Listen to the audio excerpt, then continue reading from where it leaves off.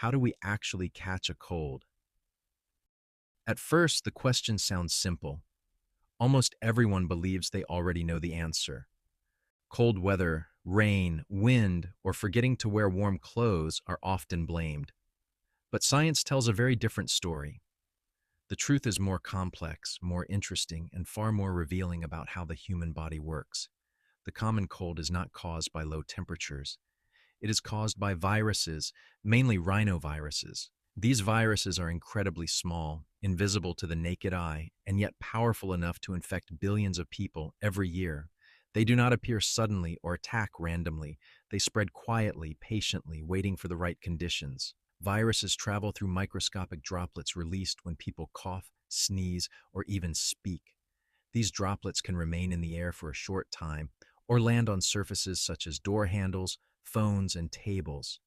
When we touch these surfaces and then touch our nose or eyes, we give the virus a direct path into our body. Infection is not about bad luck. It is about exposure and opportunity. However, exposure alone is not enough. Not everyone who encounters a cold virus becomes sick.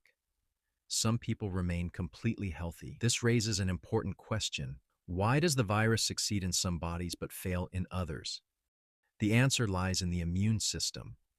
The human body is constantly monitoring its environment. When a virus enters the nose or throat, immune cells immediately recognize it as a threat. Chemical signals are released, inflammation begins, and the body starts to defend itself. Interestingly, the symptoms we associate with a cold, runny nose, sneezing, sore throat are not caused directly by the virus. They are signs of the immune system fighting back. This leads to an unexpected realization. We do not feel sick because the virus is winning. We feel sick because the body is responding. The discomfort is evidence of defense, not failure. So why do colds seem more common during cold seasons? Researchers have proposed several theories. One theory suggests that cold air dries out the nasal passages. When the nose becomes dry, its natural protective barriers weaken, making it easier for viruses to attach and multiply. Another theory focuses on human behavior. During colder months, people spend more time indoors, in closed spaces with limited ventilation. This creates ideal conditions for viruses to spread from one person to another. There is also evidence that lower temperatures may slightly reduce the efficiency of immune responses in the nose. This does not cause illness by itself, but it may give viruses a small advantage. In this way, cold weather does not create colds, but it helps viruses succeed. Stress is another important factor. Studies have shown that chronic stress can weaken the immune system. Lack of sleep, poor nutrition, and prolonged mental pressure reduce the body's ability to respond effectively to infections. When the immune system is distracted or exhausted, viruses find it easier to take control.